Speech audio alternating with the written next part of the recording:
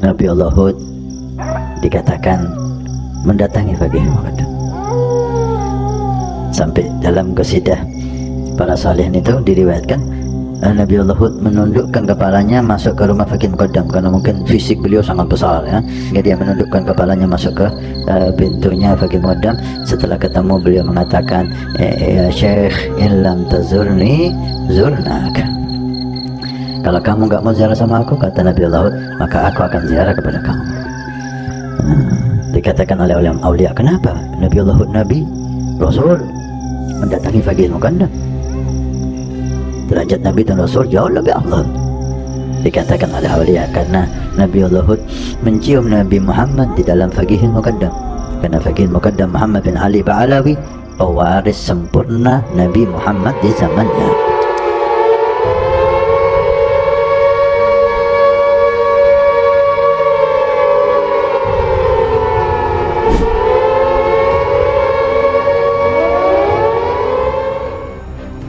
Muhammad bin Ali Ba'alwi Al-Faqihil Muqaddam. Kata si Ali Jindan, beliau ini adalah bonggolnya Ba'alwi walinya wali, keramatnya keramat, intinya inti, core of the core. Tapi kali ini saya tidak menitik beratkan pembahasan kekeramatan dari Al-Faqihil Muqaddam, melainkan lebih kepada kedudukan atau eksistensi Al-Faqihil Muqaddam dalam dunia Islam. Saya penasaran, kenapa tokoh sedahsyat Al-Faqihil Muqaddam dengan keramatnya yang luar biasa melebihi mujizat Rasulullah, salah satunya adalah mi'raj 70 kali sehari, dan makomnya yang dikatakan tertinggi di antara waliullah lainnya, kenapa tidak masyhur di dunia Islam? Tidak ditemukan kitab-kitabnya, atau tidak ada yang membahasnya selain dari klan atau lingkaran dari klan Ba'alwi sendiri.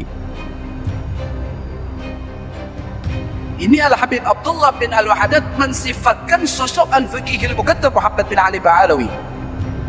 Jadi bidayahnya Al-Faqihil Muqaddam, permulaan kedudukan Sayyidina Syekh Al-Faqihil Muqaddam Muhammad bin Ali Ba'alawi, permulaan kedudukan beliau itu sudah seperti puncaknya kedudukan Syekh Abdul Qadir Al-Jilani, membicarakan tentang keagungan Sayyidina Al-Faqihil Muqaddam Sayyidina Muhammad bin Ali Ba'alawi.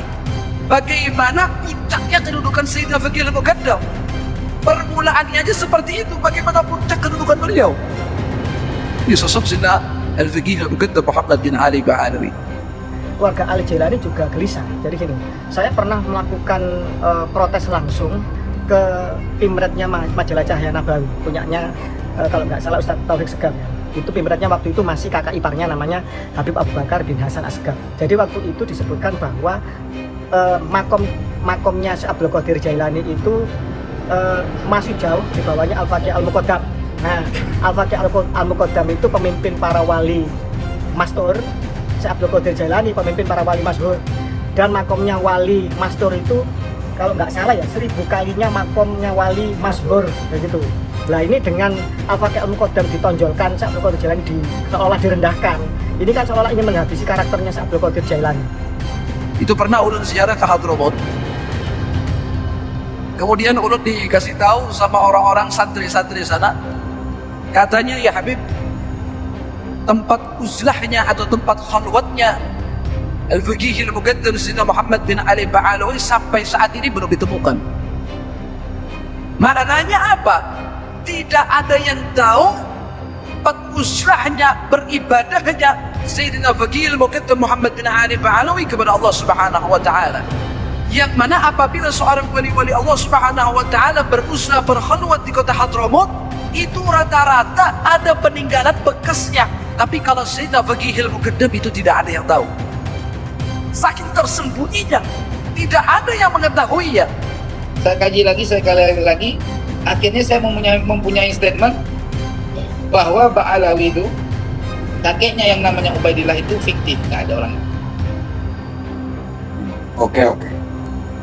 Bahkan Al-Mufaqqih pun nggak ada orangnya. Hanya cerita, dongeng sebelum tidur aja, cerita, keramat cerita, dianggap mujtahid.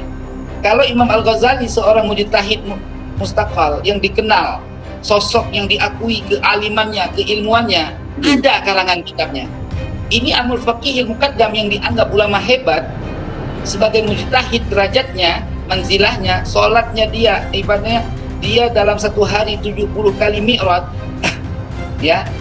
Tapi kok nggak ada karangan kitabnya, atau memang saya belum menemukan karangan kitabnya. Tapi kalau ada silahkan unjukkan apa karangan kitabnya. Sampai para ulama menyebutkan balag darajah mujtahid mutlak. Al-Imam Al-Faqih Al-Muqaddam ini dari keilmuan yang dimilikinya sampai pada derajat mujtahid mutlak. Derajat mujtahid mutlak ini di dalam fiqih ini seperti derajatnya Al-Imam Syafi'i, seperti derajatnya Al-Imam Malik bin Anas, seperti derajatnya Al-Imam Ahmad bin Hanbal. Namun Al-Imam Al-Faqih Al-Muqaddam, beliau tidak serta-merta untuk menjadikan madhab tersendiri. Namun beliau tetap mengikuti di dalam fikih madhab Al-Imam Syafi'i, dan beliau juga menganjurkan para keturunannya, para anaknya untuk mengikuti madhab tersebut. Al-Faqih Muqaddam Muhammad bin Ali Ba'alawi, maqam beliau sangatlah tinggi sekali sehingga beliau tahaddusan bin ni'mah. Diriwayatkan beliau berkata, ana fil awliya ka Muhammad fil anbiya. Saya dengan para wali Allah, kedudukan saya dengan para wali Allah yang lain seperti kedudukan Nabi Muhammad di hadapan para Nabi Allah. Seperti hanya Nabi Muhammad Sayyidul Anbiya, pemimpin para Nabi dan Rasul, demikian juga Sayyidul Faqih Muqaddam.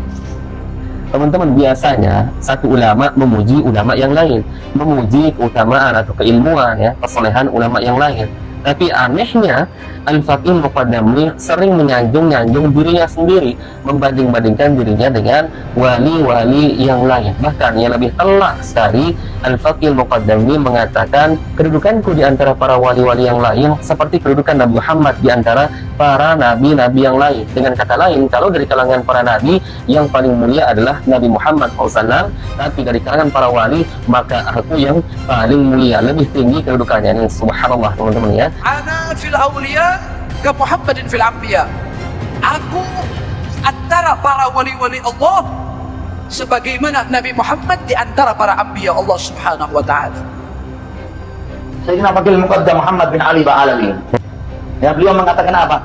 Oke, mungkin di dunia Syekh Abdul Qadir Jailani bisa lebih populer di dunia, tapi kita lihat nanti makomnya di akhirat lebih tinggi. Makom mana? Saya pasti Abdul Qadir Jailani. Nah teman-teman, ini artinya Al-Faqih Muqaddam ini memiliki tingkat kepercayaan diri yang super luar biasa. Dan tentunya perkataan seperti ini bukan tabiat dari kalangan para ulama Ahlus Sunnah wal Jamaah, ya, yang memuji dirinya sendiri, membanding-bandingkan dirinya dengan ulama lain, ya, para wali yang lain, sampai-sampai berani mengatakan, oke, Syekh Abdul Qadir Al-Jilani mungkin lebih populer di dunia, tapi nanti kita lihat di akhirat siapa yang lebih mulia. Ini subhanallah teman-teman ya. Apa manfaatnya perkataan seperti ini, ya? Cerita dari Habib Kazim ketika ziarah Sunan Giri. Ketika ziarah Sunan Giri, Habib Kazim cerita, dulu ada satu sayyid ziarah ke Sunan Giri ini, melihat ada patung naga kan ya, di anunya itu ada naga kan. Dalam hatinya sayyid ini ingkar, ini katanya wali, kok ada patung depan makamnya.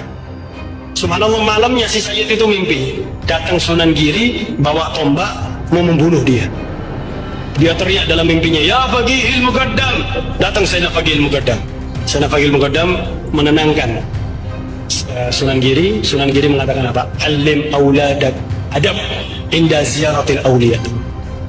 Ajarkan anakmu adab ketika ziarah para aulia. Maka Sayyidina Faqihil Muqaddam mengatakan, ya waladi, ini mereka sudah berbuat ini. Mereka ini sudah luar biasa di sisi Allah Subhanahu wa taala, para wali songo ini.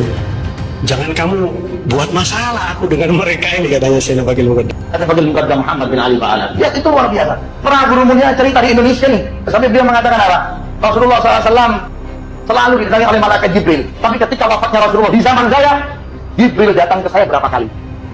Untuk percaya apa enggak? Ya, ini tingkatnya wali Allah Subhanahu wa taala. Ini artinya ya, Al-Faqih Muqaddam ini sudah disetarakan derajatnya dengan Nabi Muhammad Sallallahu Alaihi Wasallam, teman-teman. Karena yang didatangi oleh malaikat Jibril adalah Rasulullah, para nabi, dalam rangka untuk memberikan wahyu kepadanya. Bahkan di zaman Rasulullah, ketika misalkan Rasulullah bermajlis bersama para sahabatnya, kemudian datang seorang yang menyamar, padahal itu adalah malaikat, ya. Teman-teman perhatikan, para sahabat nggak ada yang tahu yang datang itu adalah malaikat Jibril kalau tidak diberitahu oleh Rasulullah SAW. Makanya dalam redaksi hadis yang banyak kita jumpai adalah Rasulullah sering bertanya kepada para sahabatnya, tahukah kalian siapa yang tadi datang di tengah-tengah kalian? Maka para sahabat mengatakan, Allah dan Rasul yang lebih mengetahui. Maka Rasul mengatakan, dia adalah malaikat Jibril yang datang di tengah-tengah kalian, ya, untuk mengajarkan kalian perkara agama. Ini hadis menunjukkan bahwa para sahabat sendiri tidak tahu bahwa yang datang itu adalah malaikat Jibril. Apalagi, ya, tidak mungkin ada para sahabat yang mengaku dirinya pernah didatangi secara khusus oleh malaikat Jibril. Lalu anehnya, teman-teman, muncul dari perkataan Al-Faqih Muqaddam yang entah siapa dia ini nggak jelas, ya. Meskipun orangnya nyata, tentu tidak akan mungkin derajatnya sebanding dengan para sahabat Nabi, para tabi'in, tabi'ut tabi'in, kemudian imam mazhab, Imam Bukhari, Imam Muslim, Abu Daud, dan para ulama-ulama yang masyhur, yang terkenal karena kesolehannya, keilmuannya, dan tidak juga kita temukan satu pun dari kalangan para sahabat Nabi, ya, tabi'in dan ulama mazhab yang pernah mengaku dirinya, ya, didatangi oleh malaikat Jibril, ya. Lalu dari kalangan Ba'alawi ini sesuka hatinya membuat-buat narasi, ya, entah apa tujuannya, tapi yang jelas yang bisa kita tangkap adalah tujuannya tidak lain, ya, untuk membesarkan klaimnya, ya, agar dianggap betul-betul wali, ya, agar dipuja-puji, ya. Subhanallah, teman-teman, ya. Nah, ini yang sering saya dapatkan dari kitab-kitab tahqiqan dari Abdullah Habsyi yang hari ini masih hidup. Kalau misalnya beliau hari ini tidak menerima daripada segala proposisi dan narasi-narasi saya tentang bahwa dia menginterpolasi daripada kitab-kitab ulama, maka saya bersedia untuk berdiskusi dengan beliau. Apa yang menjadi motivasi saudara? Dan saya katakan demikian. Ketika di Tarikh Ibnu Hisan, di situ kitabnya itu tidak ditulis tentang Faqih Muqaddam, tapi kemudian Anda menulis Faqih Muqaddam. Padahal kitabnya itu tidak ada nama Faqih Muqaddam. Tapi kenapa Anda berani-berani menulis di kitab ulama tentang sosok yang tidak ditulis oleh pengarangnya sendiri? Nah, ini saya katakan bahwa kullu riwayatin an nasabin wa tarikhi Ba'alawi muttaham bil kadhib.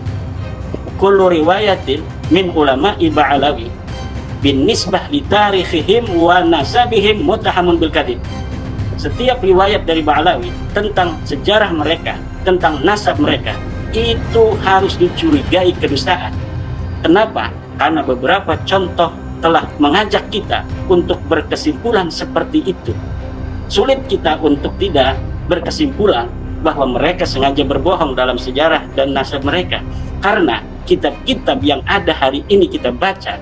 Dan kalau ini akan ada pertemuan para profesor sejarah, kita bisa buktikan kitabnya itu puluhan kitab yang karya dari Ba'alawi itu semuanya adalah tidak masuk dalam derajat ilmiah. Kutipan-kutipan yang dusta banyak sekali. Misalnya menerangkan bahwa kitab Ibnu Samrah di abad ke-5 telah menyebut nasab Ba'alawi. Saya teliti kitabnya, tidak ada. Bahwa Al-Ubaidili menyatakan bahwa Ahmad bin Isa hijrah ke Yaman, saya teliti kitabnya, tidak ada. Bahkan tentang fikih, hukum-hukum pun Ba'alawi ini berani untuk mengutip dan mengutipannya itu berdusta. Misal seperti bahwa Ibnu Hajar Al-Haytami berfatwa bahwa wanita keturunan Nabi itu tidaklah sekufu dengan yang bukan turunan Nabi walaupun alim. Saya teliti kitab daripada Ibnu Hajar yang tentang fatwa itu sebaliknya, bahwa anak seorang alim itu tidak sekufu untuk menikah dengan keturunan Nabi yang bodoh. Kemudian Imam Asyuyuti katanya, dia kutip dalam Al-Masra'ur Rawi, dalam kitab Khasaisnya tentang kafaah juga seperti itu. Saya cari kitab Khasaisnya Imam Asyuyuti, masih ada kitabnya. Ternyata apa yang ada di dalam kitab Khasaisnya Imam Suyuti tidak sama dengan yang mereka kutip. Jangan membohongi umat lah. Kalau bicara soal agama harus apa adanya, harus jujur untuk kepentingan umat, tidak boleh untuk kepentingan politik, gitu loh. Jangan terus dituduh kita yang pengen menunjukkan mana yang benar mana yang tidak, terus dituduh oh itu bahasanya pemerintah, oh dibayar pemerintah. Ya tapi itulah ya teman-teman ya, cerita-cerita yang kita dengarkan dari mulut-mulut Habib Ilyas seperti ini ya. Kalau tidak memuji Habib-Habibnya, wali-walinya, ya cerita apa lagi ya. Selalu yang diceritakan tentang keramat wali-wali mereka ya, kehebatan Habib-Habib mereka. Dan mereka teman-teman selalu mengidentikan agama ini dengan kehebatan ya, dengan kehebatan, bukan dengan kesolehan ya, bukan dengan amal soleh, tapi ya cerita-cerita klinik ya, bisa terbang ya menembus langit, kemudian mi'raj bertemu dengan Allah Azza wa Jalla 70 kali dalam sehari. Kok wali diidentikan dengan hal-hal seperti itu? Ya kalau wali itu ukurannya bisa terbang, bisa berjalan di atas air, berarti para dukun lebih wali dibandingkan wali-wali Ba'alawi ini. Subhanallah. Semoga kita semakin berpikir, semakin cerdas ya, tidak mudah dibodoh-bodohi dengan cerita-cerita yang modelnya seperti ini dari siapapun. Apakah Al-Faqihil Muqaddam ini seorang tokoh fiktif atau nyata? Timbul pertanyaan. Tepuk dada, tanya selera, bergantung pada sang empunya diri. Wassalamualaikum warahmatullahi wabarakatuh. Salam waras.